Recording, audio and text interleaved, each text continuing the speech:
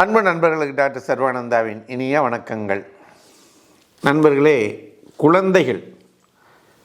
குழந்தைகளை பற்றி நம்ம நிறைய பார்த்து வருகிறோம்.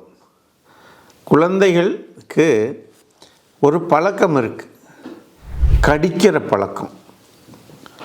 இந்த கடிக்கிற பழக்கம் தமாஷா சிம்பிளாக ஆரம்பிக்கும், ஆனால் அது ஒரு பெரிய பிரச்சனையாக மாறும். இதுக்கு காரணம் என்ன அப்படின்னு பார்த்தீங்கன்னா, ஒன்று வயிற்றில் இருக்கக்கூடிய புழுக்கள். வயிற்றில் புழுக்கள் இருந்ததுன்னா அது நெண்டும் பொழுது அவங்களுக்கு இது இருக்கும். பற்கள் ஏற்படக்கூடிய கூச்சம், அதனாலையும் சென்சிட்டிவ்னஸ், அதனாலையும் ஏதாவது கடித்தா பரவாயில்ல அப்படிங்கிறது இருக்கும். இதை தாண்டி இது நான் சொல்கிறது ஒரு காமனான விஷயம். உள்ளே போய் பெரிய இதெல்லாம் நம்ம பார்க்க வேண்டியதில்லை. பழக்க வழக்கம். அந்த குழந்தைய வேறு யாராவது அப்படி பிடிச்சி கடித்து பழகி இருந்தாங்கன்னா என்ன நடக்கும்? அந்த குழந்தைக்கு அந்த பழக்கம் அப்படியே தொற்றிக்கொள்ளும். அது இதாக இருக்கும். இப்போ நம்ம குழந்தைகளை கொஞ்சும் போது என்ன பண்ணுறோம்?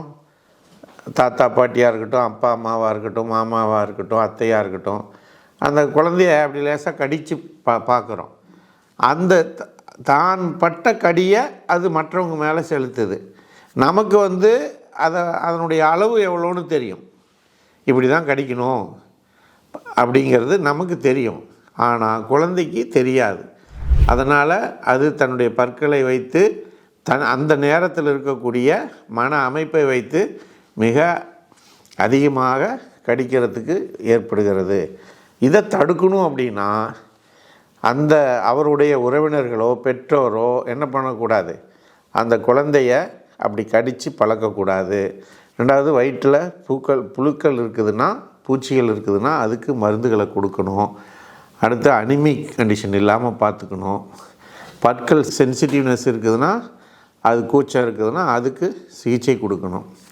இதெல்லாம் தாண்டி இதை அத்தனையும் சரி செய்வதற்கு சிறந்த மருந்துகள் ஹோமியோபதியிலே இருக்குது.